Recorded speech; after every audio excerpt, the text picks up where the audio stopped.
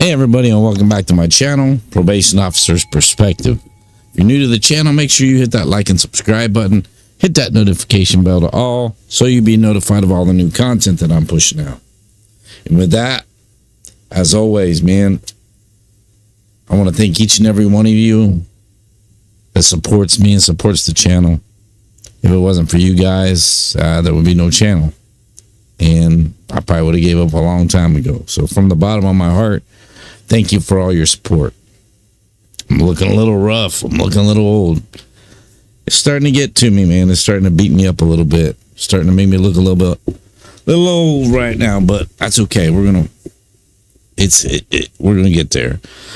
Okay, so as you've seen in the thumbnail, this is a video that I tried to do 2 weeks ago or a week and a half ago, something like that. This happened. Okay. And I went through the whole video and the mic was muted. So I was talking the whole time, watching the video, and then when I went to rewatch it, and then I just never had a chance to redo it. I was upset at myself that I wasn't paying attention.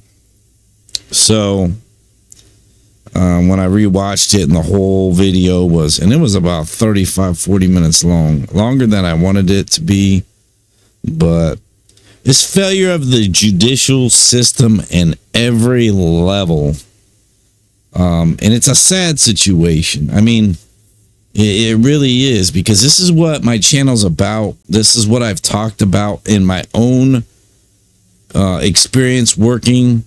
I've explained this to you guys before. If you're new to the channel, go watch some of my videos. I've explained some of the corruption that I've personally dealt with judges, prosecutors,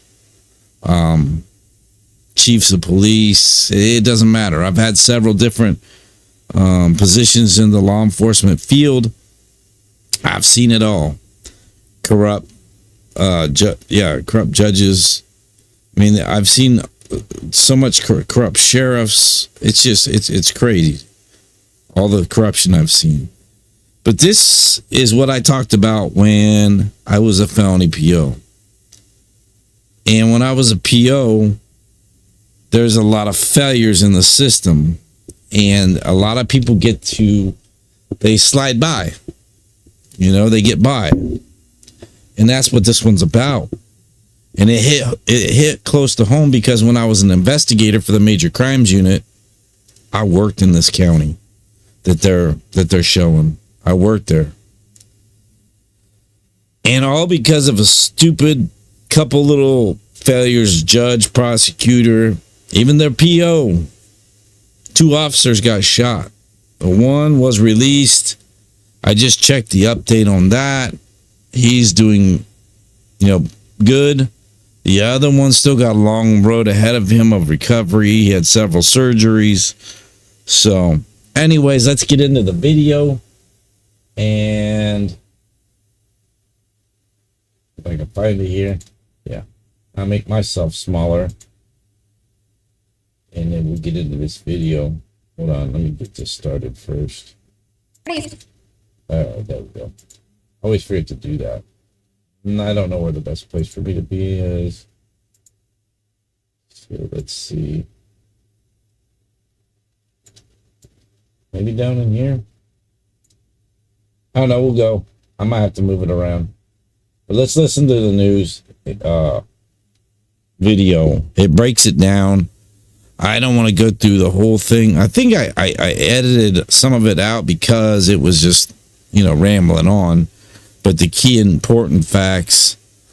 So, as you can see, Ohio man accused of shooting officers. Well, it goes a little bit deeper than that. It wasn't that he just, shot at officers for no reason. No. There's a whole, like I said, failure of the judicial system that causes.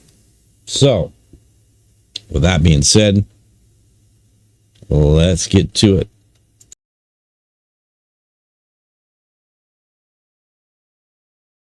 Finding Daviante Dixon with a self-inflicted gunshot wound to the head as he barricaded inside a Southside apartment complex Friday evening. Authorities confirming he did have help hiding from police. The 48-hour manhunt for Daviante Dixon ending at a Thelma Drive apartment Friday evening. Dixon inside the apartment with a woman by the name of Jayla Call and 3 children. The 21-year-old is accused of shooting 2 Mifflin Township police officers during a traffic stop on the city's northeast side last Wednesday. Franklin County Sheriff's Office, SWAT, SIU, and U.S. Marshals searching several homes late last week before finding Dixon on Thelma Drive. Unfortunately, Mr. Dixon started firing shots at our officers, at least 3 to 5. That's all being determined right now through ballistics. Authorities not shooting back, knowing there were children involved. Not the subsequent search warrants, not even at the apprehension site. And to me, that's amazing that not one shot was fired by law enforcement. It shows the restraint and the training that we go through to protect the community. All right, well, I got to say something about that. They want to talk about that sheriff there. I don't care for him anyways, but he's talking about, there was children involved, so there was no gunfire from the police. It was only the suspect shooting, and that's true. But stupid. You are trained. That's part of your training. You're trained to, if somebody's shooting at you, you're going to shoot them. Period. Point blank. That's what you're trained for. Otherwise, why are you carrying a gun? Now, I understand what he's not saying is there was children in the apartment when he was found, that where he was hiding out in some girl's apartment with her. She let him in there. She knew him. It was his friend. She had kids in the house, and they didn't shoot him. But as far as when he got pulled over, that's how it started. He got out and ran. And as you saw that video, it's on the thumbnail too in the corner, but I know thumbnails are kind of hard to see. But anyway, as he rounded that corner there, they don't show the rest of the body cam footage. He goes around the corner, then he stops and just takes a stance. And when that cop came around the corner, he shot him. And then another cop shot him, another officer. It's like they should have shot back. There, at that point, if you see that let me see if I can. I'm gonna do that while we're watching the video. I'm gonna look for that image. But anyway, yeah, he should have been shot, or they should have shot back at him because he was in a field. There was no kids around. But they make it sound like that to make everybody happy, like, oh, we didn't even shoot at him, even though he just shot 2 officers, but, whatever. All right, so let's keep going. Dixon was eventually alone in the home where he shot himself. Authorities were able to detain him, where he is still in the hospital Monday. A difficult few weeks for Mifflin Township's police force. Just last year, an officer was stabbed several times. Surrounding departments offering much more than mutual aid during this time. It's tough to be a member of our agency right now. It's tough to be a member of any law enforcement agency. I mean, like I said, we are all one big family. So when something happens to one, it happens to all. So everyone is struggling, but my remaining officers are positive. One officer is still in the hospital but is expected to survive. Dixon faces attempted murder and felonious assault charges, with additional charges likely. On your side, Aaron Simonek, ABC 6 News. Now, the woman charged with helping Dixon hide from police was in court this morning. You see her here behind me. Bond for Jayla Call was set at $250,000. She's charged with obstruction and tampering. According to the court record, she told detectives she knew Dixon was a fugitive and that he was at her home for several hours before officers arrived. She also admitted to deleting text messages that were between Daviante and his girlfriend. All right, I just want to give you an update on that. So she was arrested for obstruction for helping him out. 8, they just released it like 3 hours ago. 8 more people they were indicted for obstruction. that also helped him jump from place to place and different things. So there's 8 more people. She's the only one that's been arrested. The other 8 have been indicted for obstruction, for helping him for, 2 days hide out. So let's keep going. Since the officers were shot on Wednesday night, there was a collaborative effort to find Dixon. The Franklin County Sheriff's Office says it worked with the U.S. Marshal Service, Mifflin Township Police, Columbus Police, the State BCI, and the Ohio State Highway Patrol. The Marshal Service says it is these types of incidents that really bring them together. Unfortunately, we have been tested several times in the last few months with the continued acts of violence against officers and our community. Each time, our relationships, collaboration, and sharing of resources and information enable us to work through these extremely volatile situations. Police also say the community really helped crack this case. They say they were flooded with tips, a lot of those coming after a $40,000 reward was offered for information on where Dixon was hiding. Central Ohio Crime Stoppers, they were outstanding. The FOP said, we're going to put up some money. Crime Stoppers said, we're going to match that. The FBI said, we're going to throw up some money. The amount of tips and calls I received personally to the FOP is overwhelming. Community members saying, hey, I want to help any way I can. What can I do? Can I bring the officers' family food? This community overwhelmingly supports their police. And while he is expected to survive, police heavily stressing that Devontae Dixon should have been locked up and not on the streets. Investigator Lisa Rontola has been breaking down Dixon's criminal history for days now. And Lisa, he was convicted on violent gun crimes just last year, but was given probation in that case.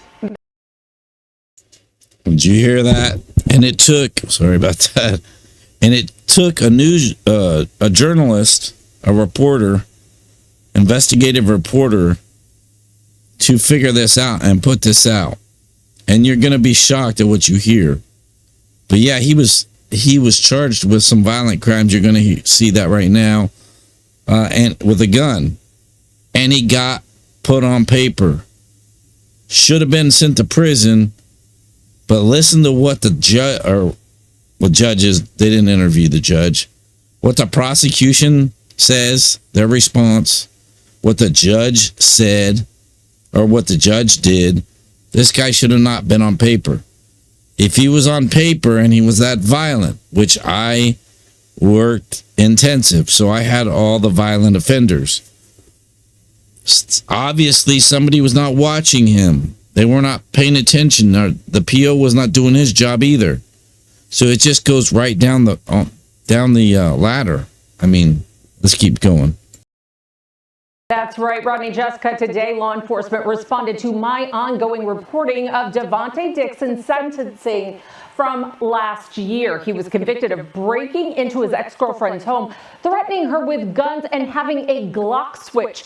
A judge sentenced him to probation when this crime had the presumption of prison, according to law. Nothing happens to these judges.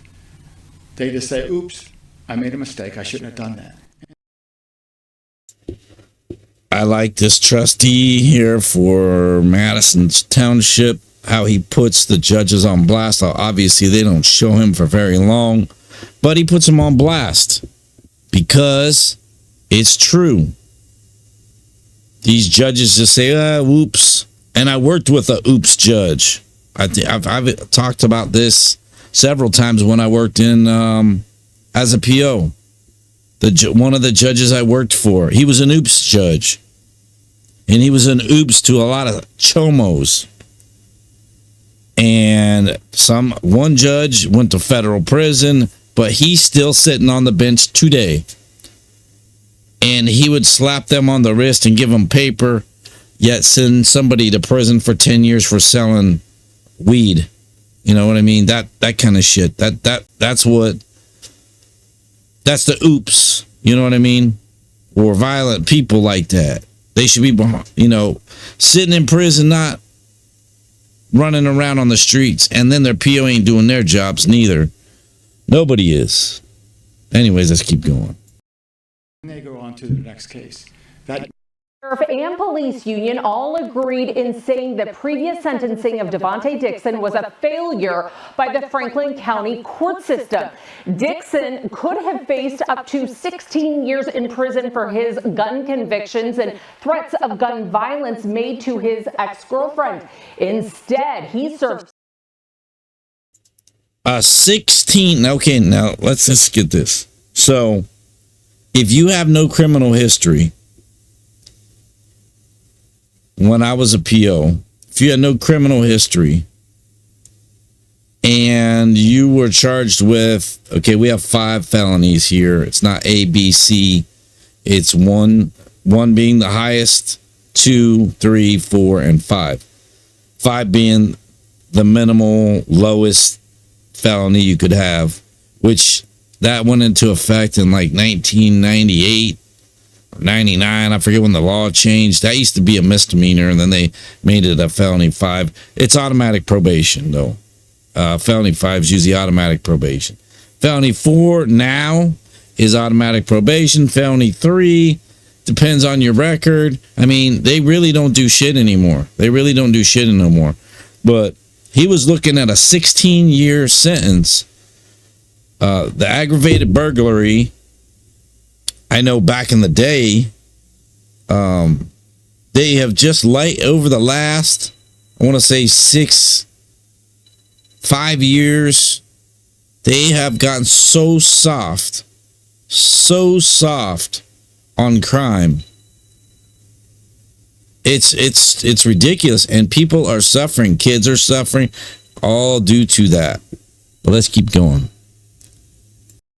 6 months in a residential prison diversion program and was required to report to his probation officer for the next 2.5 years after that. Both the defense and prosecuting attorneys agreed to that sentencing. And see what I'm saying? The prosecutor agreed to the probation with somebody who did an aggravated burglary, broke into a house, aggravated burglary with a weapon, intended to do harm to his ex-girlfriend, whoever it was.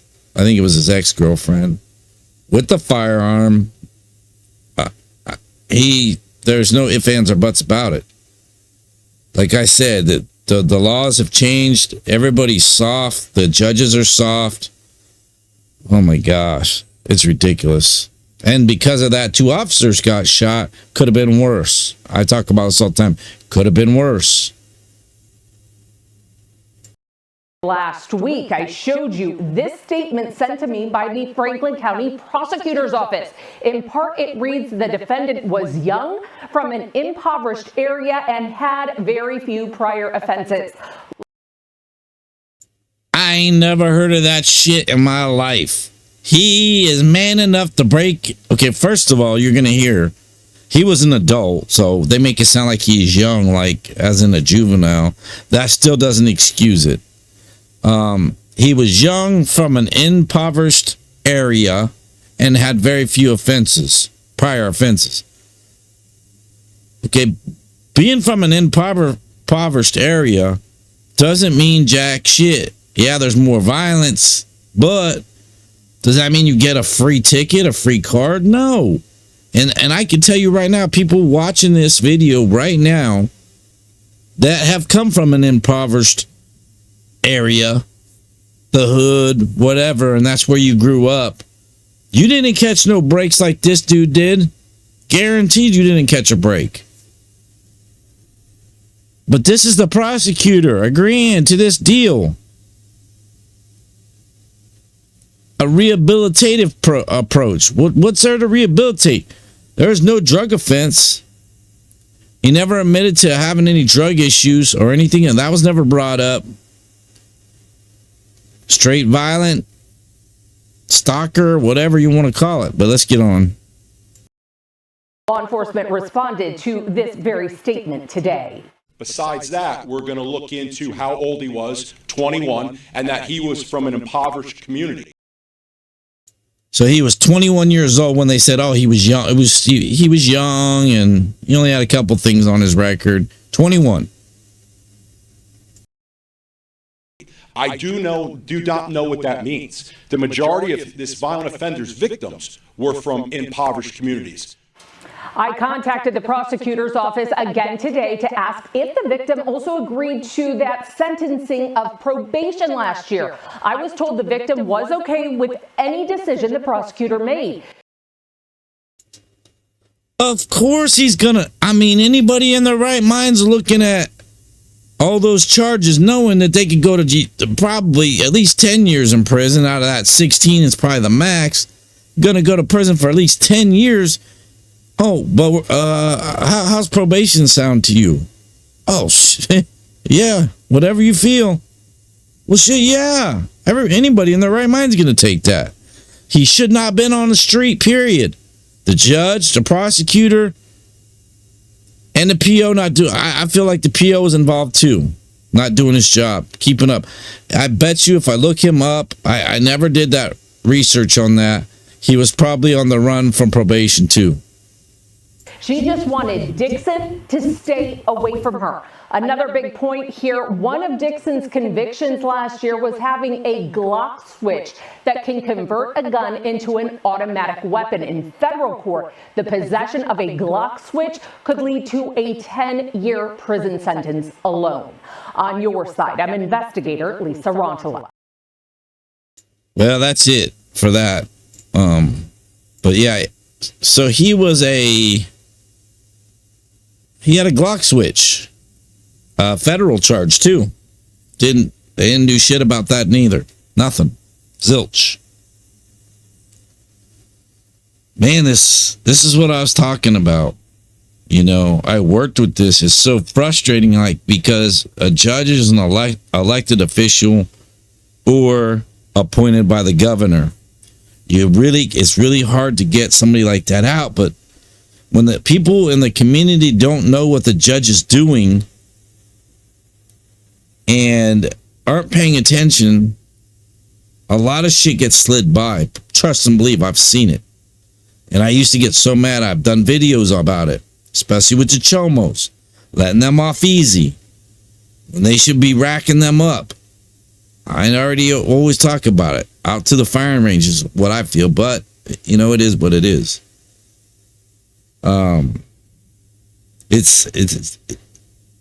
It's all the way from the judge, the prosecutor.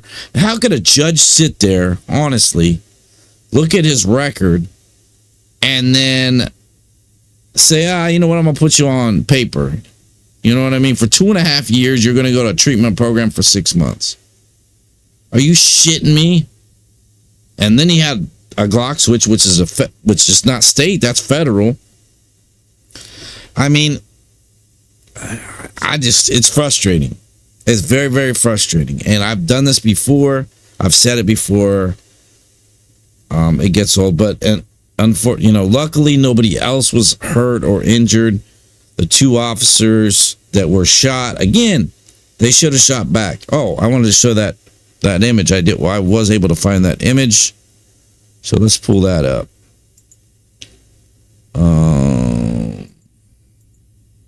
There it is right there. I'm going to make it bigger for a second. Well, actually, let me make myself smaller. And then that way we can make this bigger. Yeah, I'm still here. There I am. Okay, so let's go. Let's go over here. So, as you can see in the picture from the body cam footage, this was when you saw them in the video, when they came around that grassy area. You could see where it was cut shorter, then it was high right there. That there's a rural area, looks like. An old shed or garage behind them, and nothing else. Like, there's stuff, looks like a camper back there, way back in the woods back there. But there's no kids, there's nobody else. And he straight is in his stance. So when he was running, he turned right around, and the cops did not, neither one of them shot. And to me, that's That's training. That's what you get trained to do. You are trained. Otherwise, why carry a weapon? Why are cops carrying guns if they're not going to use them to shoot? Like, I understand there's a lot of unjustifiable shootings and shootings that happen when it comes to, thinking they have a gun. But when that dude's firing at you, shoot his ass. Put him down. I mean, he waited until as soon as he came around, he's already ready, firing off rounds. They should have shot his ass. I would have popped off rounds. I mean, that's what you're trained to do. Anyways, that's what I have for you guys. That was just such a failure of everything, and thank God nobody else was injured. My hearts go out to the families of all the victims and the two officers. My hearts go out to them. Luckily, they survived. One's got a long recovery ahead, and the other one is doing okay, is doing good. So, with that, we'll see you on the next one. Hope you enjoyed that. Peace out.